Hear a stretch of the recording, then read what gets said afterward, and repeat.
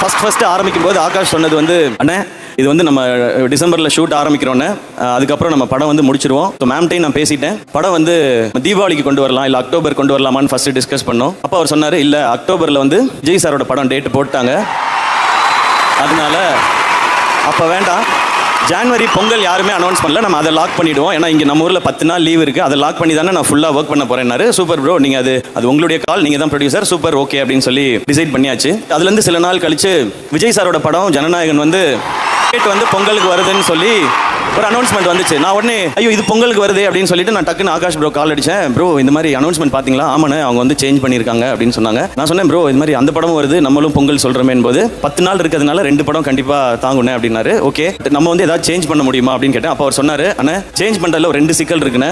ஒன்று, நம்ம எல்லா இன்வெஸ்டர்ஸ் இது சுற்றி இருக்க பிஸ்னஸ் எல்லாமே ஜான்வரின்னு சொல்லி தான் நம்ம வந்து இது எல்லாத்தையுமே பேசி பண்ணியிருக்கோம். இன்னொன்று, அதுக்கப்புறம் தள்ளினா ஏப்ரல் மேல தானே பண்ணணும், அந்த டைம் எலெக்ஷன்ஸ் இருக்குண்ணே, அப்போ இது வேணானே, நமக்கு வேறு வழி இல்லைன்னா இந்த டைம் தான் பண்ணணும்னு சொன்னார். அப்போ பணம் போடுற அவங்க வந்து ஒரு பிசினஸ் எல்லார்ட்டையும் பேசி ஒரு டெசிஷன் எடுத்து ஓகே இது பண்றான்னு சொன்னாங்க. சரி ஓகே, இதை நான் கேட்டுட்டேன். ஓகே ப்ரோ, ஏன்னா அது கரெக்டான இதாகவும் இருந்துச்சு. படம் அவங்க எப்படி கரெக்டாக பொசிஷன் பண்ணணும்னு நினைக்கிறாங்களோ அதை கரெக்டாக நம்ம ஏற்றுக்கிறதா நம்ம ஒரு ஆர்டிஸ்டானோட வேலை. இப்போ நான் என்ன பண்ணேன்னா, ஓகே ஆனால் கரெக்டாக கம்யூனிகேட் மட்டும் பண்ணிடணும்னு சொல்லிட்டு நான் ஜெகதீஷ்க்கு ஃபோன் அடித்தேன். ப்ரோ, ஜெகதீஷ் எல்லாருக்குமே தெரியும் விஜய் சாரோட இருக்கிறவர், அவருக்கு நான் ஃபோன் பண்ணேன். நான் ப்ரோ இந்த மாதிரி படம் நீங்கள் வந்து போஸ்ட்பான் பண்ணிட்டீங்க ப்ரோ அப்படின்னு.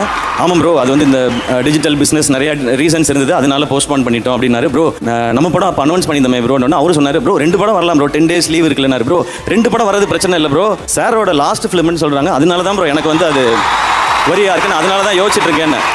அப்போ ஜெகதீஷ் சொன்னார், ப்ரோ அதெல்லாம் ஒன்றும் பிரச்சனை இல்லை ப்ரோ, நம்ம 2 படமும் சூப்பராக இருக்கும் அப்படின்னாரு. இல்லை ப்ரோ, இது நீங்கள் நல்லா புரிஞ்சுங்க, லாஸ்ட் ஃபிலிம்னால சார்கிட்ட என்ன செனாரியோங்கிறத கரெக்டாக இன்ஃபார்ம் பண்ணிவிடுங்க, இல்லை நடுவில் யாராவது சிலர் காமெடி பண்ணிகிட்டு இருப்பாங்க தேவையில்லாமல், அதனால நீங்கள் சொல்லிவிடுங்க அப்படின்னு சொன்னாங்க. 5 minutes கொடுங்க, நான் பேசிட்டு வரேன் அப்படின்னாரு. கரெக்டாக ஒரு 10 minutes கழிச்சு அடிச்சாரு. ப்ரோ சார்கிட்ட எல்லாமே நான் டீட்டெயிலாக சொல்லிட்டேன், எல்லாம் ஓகே, ஆல் ஓகே, சார் உங்களுக்கு விஷயம் சொல்ல சொன்னார், நம்ம சூப்பராக பண்ணிடலாம், 2 படமும் சிறப்பாக இருக்கும் அப்படின்னு சொன்னார். இவ்வளோதான் இதுக்குள்ளே நடந்த மொத்த கதையும். இதை வந்து டோட்டலாக மாற்றி வேறு மாதிரி பேசும்போது அது நம்ம என்ன பண்ண முடியும், சிலருக்கு வன்மம், சிலருக்கு வியாபாரம், சரி அவங்களை டிஸ்டர்ப் பண்ணாமல் நம்ம விட்டுருவோம் அப்படின்ட்டு. நமக்கு தெரியும்ல நம்ம என்ன ரெஸ்பெக்ட் என்ன ஈக்குவேஷன் வச்சிருக்கோம். ஏன்னா கோட் படம் பார்த்துட்டு நான் வந்து விஜய் சார் கால் பண்ணேன். கால் அட்டன் பண்ணி சார் ஃபர்ஸ்ட் சொன்னது ஹாய் ப்ரோ அப்படின்னாரு. ஹலோ சார், சார் கோட் பயங்கர என்டர்டெய்னிங்காக இருந்துச்சு சார், சூப்பர் சார் அப்படின்னா. தேங்க்ஸ் ப்ரோ அப்படின்னாரு. சார் எதுக்கு சார் தேங்க்ஸ் சொல்கிறீங்க, எனக்கு இந்த படத்தில் உங்களோட இருந்தது ஒரு ஸ்பெஷல் மொமெண்ட் சார், அது எனக்கு ரொம்ப மெமரபுளாக இருக்கும். இல்லை ரொம்ப ஸ்வீட்டாக வந்து நீங்கள் இதை பண்ணி கொடுத்தீங்கல்ல, நான் உங்களுக்கு எத்தனை முறை முடியுமோ அத்தனை முறை நான் தேங்க்ஸ் சொல்லிட்டே இருப்பேன்னு அவ்வளவு ஸ்வீட்டாக சொன்னார். இதுதான் எங்கள் 2 பேருக்கு நடுவில் இருக்கிற இந்த ரிலேஷன்ஷிப்.